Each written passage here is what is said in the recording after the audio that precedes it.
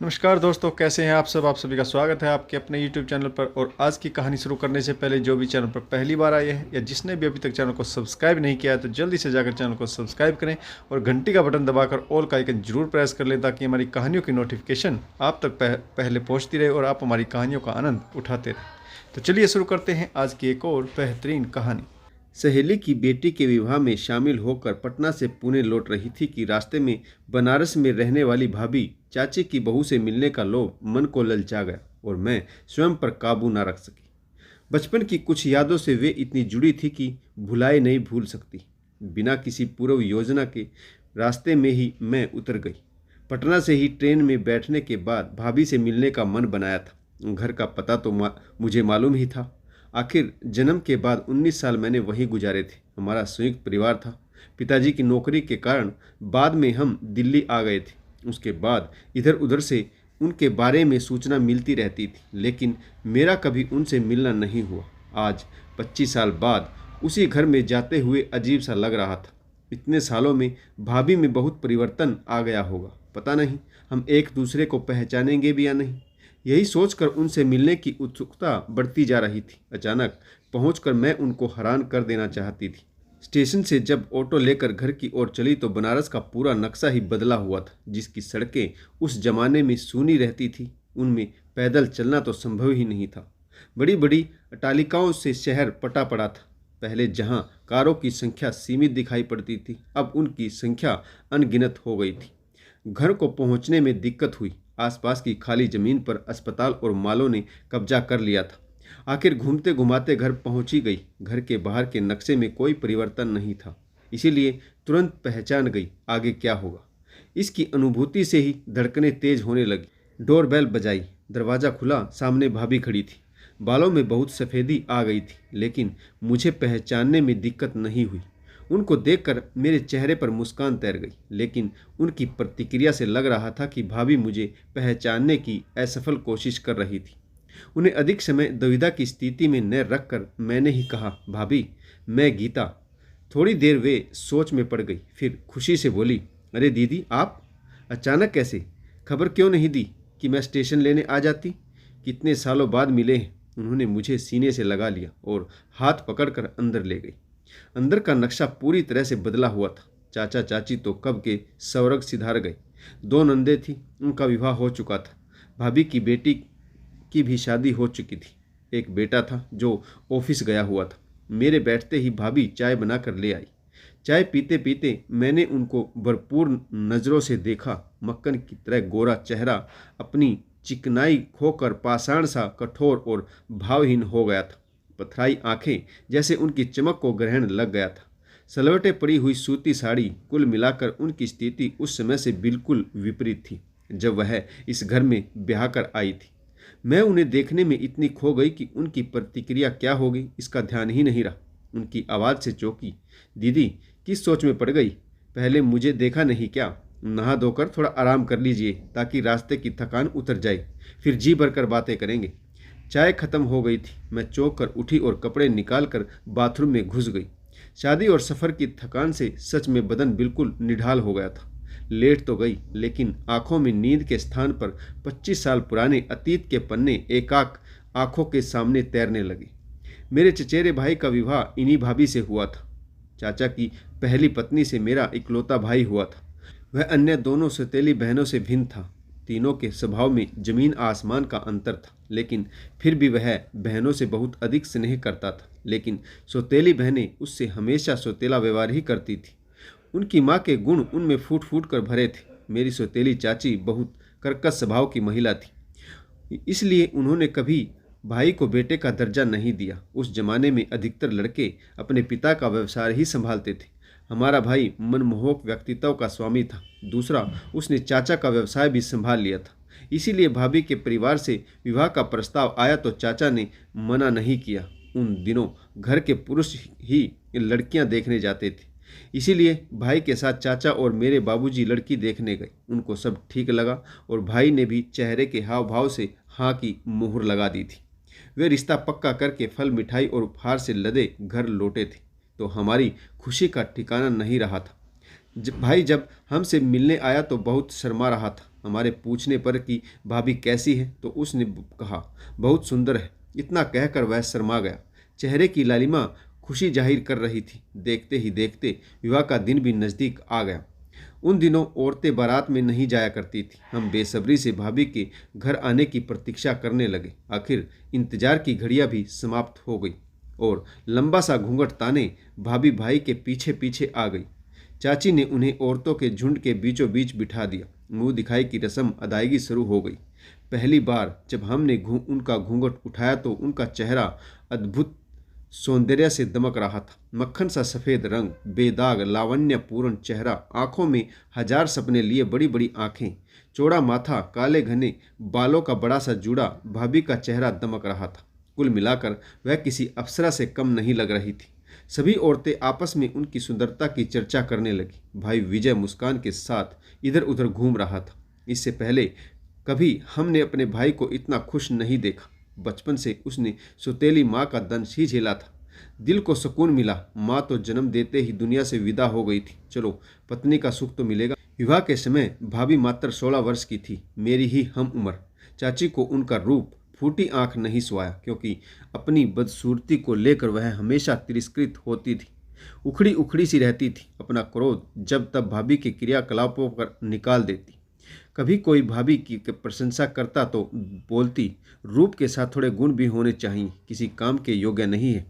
भाभी चुपचाप सुनती रहती, मुंह से एक शब्द ना बोलती।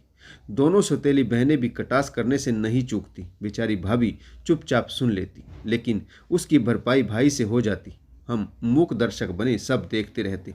कभी कभी भाभी मेरी माँ के पास आकर अपना मन हल्का कर लेती, लेकिन माँ भी असहाय थी, क्योंकि चाची के सामने बोलने की किसी की भी हिम्मत नहीं थी। मैं मन ही मन सोच रही थी, मेरी हम उम्र भाभी और मेरे जीवन में और भाभी के जीवन में कितना अंतर है। शादी के बाद ऐसा जीवन जीने से तो कुंवारा रहना ही अच्छा है। मेरे पिता पढ़े लिखे होने के कारण आधुनिक विचारधारा के थे।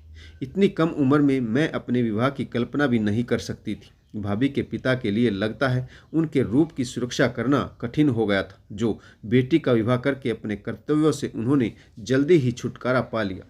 भाभी ने अभी 10वीं की परीक्षा दी थी। उनकी खूबसूरती आंखों में आंसू भर आए। अब चेहरे की दमक भी फीकी पड़ गई थी। विवाह को तो अभी 3 महीने भी नहीं हुए थे कि भाभी गर्भवती हो गई। मेरी भोली भाली भाभी अचानक माँ बनने की खबर सुनकर हक्की बक्की रह गई। आंखों में आंसू भर आए। अभी तो विवाह का अर्थ भी अच्छी तरह से नहीं समझ पाई थी। रिश्तों को पहचानने में लगी हुई थी। मातृत्व का बोझ कैसे वहन करेगी, लेकिन परिस्थितियां सब कुछ सिखा देती। उन्होंने भी स्थिति से समझौता कर लिया। भाई पितृत्व के लिए मानसिक रूप से तैयार तो हो गया, लेकिन उसके चेहरे पर अपराध भावना साफ झलकती थी कि जागरूकता की कमी होने के कारण भाभी को इस स्थिति में लाने का दोषी वही है। मेरी माँ कभी कभी भाभी से पूछकर उन्हें क्या पसंद है बनाकर चुपचाप उनके कमरे में मेरे हाथों पहुँचा देती थी। बाकी किसी को उनसे कोई हमदर्दी नहीं थी। प्रसव का समय आ पहुँचा। भाभी ने चांद सी बेटी को जन्म दिया। नन्ही परी को देखकर वह अपना सारा दुख दर्द भूल गई और मैं तो खुशी से नाचने लगी। लेकिन यह क्या, बाकी लोगों के चेहरे पर लड़की पैदा होने की खबर सुनकर मातम सा छा गया। चाची की भी तो अपनी 2 बेटियां हैं, फिर ऐसा क्यों? मेरी समझ से परे की बात थी, लेकिन एक बात तो तय थी कि औरत ही औरत की दुश्मन होती है। मेरे जन्म पर तो मेरे पिताजी ने शहर में लड्डू बांटे। कितना अंतर था मेरे चाचा और पिताजी में। केवल 1 साल ही छोटे थे बाबूजी से। एक ही माँ से पैदा हुए दोनों, लेकिन पढ़े लिखे होने के कारण दोनों की सोच में जमीन आसमान का अंतर था। मातृत्व में गौरवान्वित होकर भाभी और भी सुडौल और सुंदर दिखने लगी थी। बेटी तो जैसे उनके मन को बहलाने का खिलौना मिल गई थी। कई बार तो वे उसे खिलाते खिलाते गुनगुनाने लगती। अब उनके ऊपर किसी के तानों का कोई प्रभाव नहीं पड़ता था। माँ बनते ही औरत में कितनी दृढ़ता और आत्मविश्वास आ जाता है, इसका उदाहरण भाभी के रूप में हमारे सामने था। वे अपने प्रति गलत व्यवहार की प्रतिक्रिया स्वरूप विरोध भी करने लगी थी। इसमें भाई का भी सहयोग था, जिसमें हमें सुखद अनुभूति होती थी। इसी तरह समय बीतने लगा और भाभी की बेटी 3 साल की हो गई तो फिर उनके गर्भवती होने का पता चला।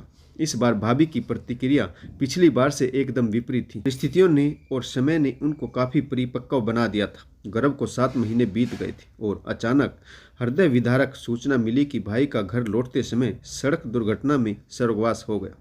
यह अनहोनी सुनकर सभी लोग स्तब्ध रह गए। कोई भाभी को मनहूस बता रहा था तो कोई अजन्मे बच्चे को कोस रहा था कि पैदा होने से पहले ही बाप को खा गया। यह किसी ने नहीं सोचा कि पति विहीन भाभी और बाप के बिना बच्चे की जिंदगी में कितना अंधेरा हो गया है। उनसे किसी को सहानुभूति नहीं थी। समाज का यह रूप देखकर मैं कांप उठी और सोच में पड़ गई, यदि भाई कम उम्र लिखवा कर लाए हैं या किसी की गलती से या दुर्घटना में मारे गए तो इसमें भाभी का क्या दोष? इस दोष से पुरुष जाति क्यों वंचित रहती? एकाक भाभी के सारे सुहाग चिन्ह पहुँच दिए गए। उनके सुंदर कोमल हाथ जो हर समय मीनाकारी चूड़ियों से सजे रहते थे खाली कर दिए गए। उन्हें सफ़ेद साड़ी पहनने को दी गई। भाभी पत्थर सी बेजान हो गई थी। जड़ सी वह सभी क्रियाकलापों को निशब्द देखती रही। वे स्वीकार ही नहीं कर पा रही थी कि उनकी दुनिया उजड़ चुकी। एक भाई ही तो थे जिनके कारण वह सब कुछ सहकर भी खुश रहती थी। उनके बिना वह कैसे जीवित रहे? मेरा हृदय तो चित्कार करने लगा कि भाभी की ऐसी दशा क्यों की जा रही। उनका कसूर क्या था? पत्नी की मृत्यु के बाद पुरुष पर न तो लांछन लगाए जाते हैं, न ही उनके स्वरूप में कोई बदलाव आता है। भाभी के मायके वाले भाई की 13वीं पर आए और उन्हें अपने साथ ले गए कि यहाँ के वातावरण में भाई को याद करके वह तनाव में रहेगी, जिससे आने वाले बच्चे और उनके स्वास्थ्य पर बुरा असर पड़ेगा। सब ने उन्हें सहर्ष भेज भी दिया। कुछ दिनों बाद उनके पिता का पत्र आया कि भाभी ने बेटे को जन्म दिया है। ससुराल की तरफ से बुलावे का कोई संकेत नहीं आया। भाभी 2 महीने बाद स्वयं ही अपने भाई के साथ ससुराल वापस आ गई। कितना बदल गया था सब कुछ। सफ़ेद साड़ी में लिपटी, सोना माथा, हाथ में सोने की एक एक चूड़ी और गोद में नन्हा बेटा। भाभी ने हमें बताया कि उनके माता पिता उनको आने नहीं दे रहे थे कि जब उसका पति ही नहीं रहा तो वहाँ जाकर क्या करेगी। लेकिन वे नहीं मानी। उन्होंने सोचा कि अपने माँ बाप पर बोझ नहीं बनेगी। जिस घर में डोली गई है वहीं से उनकी अर्थी उठेगी। मैंने मन में सोचा जाने किस मिट्टी की बनी है। परिस्थितियों ने उन्हें कितना दृढ़ निश्चयी और सहनशील बना दिया। जब भाई ही नहीं रहा तो वह किसके सहारे इतनी हिम्मत रखती। कुछ दिनों बाद उनकी नंदों का विवाह तय हो गया। तारीख भी निश्चित हो गई, लेकिन किसी भी शुभ कार्य में भाभी को नहीं पूछा गया। वह अपने कमरे में ही बंद रहती थी। लोगों का कहना था कि वह विधवा है, इसीलिए उनकी परछाई भी नहीं पड़नी चाहिए। औरतों के लिए विडंबना है कि बिना कसूर के हमारा समाज उनके बारे में सोचना तो बहुत दूर की बात है, उनकी हर गतिविधि पर भी नज़र रखता है। जबकि हमारे चाचा ने दूसरा विवाह चाची के मरने के 7 साल के अंदर ही बड़ी खुशी से रचा लिया था। लड़का लड़की दोनों माँ की कोख से जन्म लेते हैं, लेकिन यह समाज दोहरी मानसिकता के कारण मन में क्रोध भर देता है। लेकिन उस समय हम कुछ नहीं कर सकते थे। मेरे पिताजी पुश्तैनी व्यवसाय छोड़कर दिल्ली में नौकरी करने का मन बना रहे थे। भाभी को जब पता चला तो वह फूट फूट कर रोई। मेरा तो बिल्कुल मन नहीं था उनसे इतनी दूर बनाने का, लेकिन मेरे ना चाहने से क्या होता है, और हम दिल्ली चले आए। वहाँ मैंने 2 साल एमए पास किया और विवाह हो गया। इसके बाद भाभी से कभी संपर्क ही नहीं हुआ। ससुराल वालों का कहना था कि मायके में रिश्तेदारों से जब तक बुलावा ना आए खुद से नहीं जाना चाहिए। चाची से ऐसी कोई उम्मीद नहीं थी कि वह हमें घर के किसी कार्य में बुलाएगी, इसीलिए हम कभी गए भी नहीं। यही सोचते सोचते नींद आ गई। उठो दीदी, सांझ पड़े नहीं सोते, चाय तैयार है। भाभी की आवाज़ से नींद खुली और मैं उठकर बैठ गई। पुरानी बातें याद करते करते सोने के बाद से मन भारी हो रहा था। चाय पीने से थोड़ा आराम मिला। भाभी का बेटा प्रतीक भी ऑफिस से आ गया था। मेरी दृष्टि उस पर टिक गई। बिल्कुल भाई पर गया था। उसी की तरह मनमोहक व्यक्तित्व का स्वामी, उसी की तरह बोलती आंखें और गोरा रंग। इतने वर्षों बाद मिली थी। भाभी से समझ ही नहीं आ रहा था कि बात कहाँ से शुरू करूं। समय कितना बीत गया था। उनका बेटा साल भर का भी नहीं था जब हम बिछड़े थे। आज इतना बड़ा हो गया है। पूछना चाह रही थी उनसे कि इतने अंतराल तक उनका वक्त कैसे बीता। बहुत कुछ तो उनके बाहरी आवरण ने ही बता दिया था कि आज वह भी उसी में जी रही जिसमें हम उन्हें छोड़ कर गए थे। इससे पहले की बातों का सिलसिला शुरू करती भाभी का स्वर सुनाई दिया। दामाद जी क्यों नहीं आए? क्या नाम है बेटी का? क्या कर रही है आजकल? भाभी ने इतने सारे प्रश्न एक साथ पूछ डाले। मैंने सिलसिलेवार उत्तर दिया। इनको तो अपने काम से फुर्सत ही नहीं। बेटी की परीक्षा चल रही, नीतू नाम है उसका। मेरी सहेली की बेटी की शादी थी, आना जरूरी था। भाभी आप कैसी? इतने साल मिले नहीं, आप पर आपकी याद बराबर आती रहती थी। आपकी बेटी की शादी में चाची ने हमें नहीं बुलाया। मेरा मन बहुत था आने का। भाभी ने कहा, क्या करती, मैं अपनी बेटी की शादी में भी औरों पर ही आश्रित थी। यह कहते हुए भाभी का गला भर आया। चलो, अब चाची तो नहीं रही, प्रतीक के विवाह में आप नहीं बुलाएंगी तो मैं मर जाऊंगी। अब तो वह विवाह के लायक हो गया है। भाभी बोली, मैं भी अपनी जिम्मेदारी से मुक्त होना चाहती हूँ। भाभी ने लंबी सांस लेते हुए संक्षिप्त शब्दों में कहा, एक बात पूछूं भाभी, आपको भाई की याद तो बहुत आती होगी। मैंने भाभी का मन टटोला तो वह बोली, हाँ दीदी, लेकिन यादों के सहारे कब तक जी सकते हैं। जीवन की कड़वी सच्चाइयाँ यादों के सहारे तो नहीं झेली जाती। अकेली औरत का जीवन कितना दुभर होता है। बिना किसी सहारे के जीना भी तो बहुत कठिन है। वे तो चले गए, लेकिन मुझे तो सारी जिम्मेदारी अकेली ही निभानी पड़ी। अंदर से रोती थी, परंतु बच्चों के सामने हंसती थी, उनका मन दुखी न हो। पर भाभी, आप सही कहते हैं। एक बात पूछूं, बुरा तो नहीं मानोगी? क्या कभी आपको किसी पुरुष साथी की आवश्यकता नहीं पड़ी? एक पल तो उन्होंने मुझे संकोच से देखा और बोली, क्या बताऊं दीदी, जब मन उदास होता था तो लगता था कि किसी के कंधे पर सिर रखकर फूट फूट कर रो लूं, और वह कंधा पुरुष का हो तो हम सुरक्षित महसूस करते हैं। उसके बिना औरत बहुत अकेली होती है। मैंने पूछा, आपने दूसरे विवाह के बारे में नहीं सोचा? कुछ सोचते हुए बोली, क्यों नहीं दीदी, पुरुषों की तरह औरतों को भी तो सहारे की जरूरत होती है, बल्कि उनको तो मानसिक आर्थिक सहारे की साथ साथ सामाजिक सुरक्षा की भी तो जरूरत होती है। मेरी उम्र ही क्या थी उस समय, लेकिन मैं पढ़ी लिखी न होने के कारण आर्थिक रूप से दूसरों पर आश्रित थी, तो कर भी क्या सकती थी। इसीलिए मैंने सबके विपरीत जाकर अपने गहने बेचकर अपनी बेटी को पढ़ाया, जिससे वह आत्मनिर्भर हो सके। भाभी का बेबाक उत्तर सुनकर मैं अचंभित रह गई और मेरा मन करहा उठा। सच में जिस उम्र में वह विधवा हुई थी, उस उम्र में तो आजकल कोई विवाह के बारे में सोचता भी नहीं। उन्होंने इतना समय अपनी इच्छाओं का दामन करके कैसे काटा होगा, यही सोचकर मैं सिहर उठी। भाभी बोली, बस अब तो मैं थक गई हूँ। मुझे अकेली को देखकर वासना भरी नजरें भी उठती थी। कुछ समय रिश्तेदारों के असली चेहरे भी मैंने देख लिए। अब तो बेटे के विवाह के बाद संसार से मुक्ति पाना चाहती हूँ। कहते कहते उनकी आंखें नम हो गई। समझ नहीं आ रहा था उन्हें क्या कहकर सांत्वना दूं। मैं शब्द विहीन उनसे लिपट गई और अपना दुख आंसुओं के सहारे भी हल्का करती रही।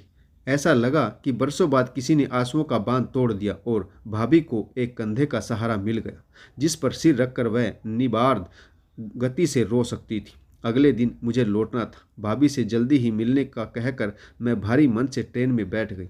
वह प्रतीक के साथ मुझे छोड़ने के लिए स्टेशन पर आई। ट्रेन के दरवाजे पर खड़े होकर हाथ हिलाते हुए उनके चेहरे की चमक देखकर मुझे सुकून मिला। चलो, मुझसे मिलकर उनके मन का कुछ बोझ तो हल्का हुआ। पुनर्विवाह के विषय में अपने विचार व्यक्त अवश्य करें। धन्यवाद। तो कहानी आपको कैसी लगी कमेंट्स जरूर कीजिएगा। आशा करता हूँ कहानी आपको अवश्य पसंद आई होगी। अगर आपको हमारी कहानियाँ अच्छी लगती हैं, लाइक शेयर और कमेंट्स करना ना भूलें, ताकि हमारा भी हौसला बढ़ता रहे। तो कहानी पढ़ने के लिए आप सभी का बहुत बहुत धन्यवाद। जय हिंद, वंदे मातरम, भारत माता की जय। जय जवान और जय किसान।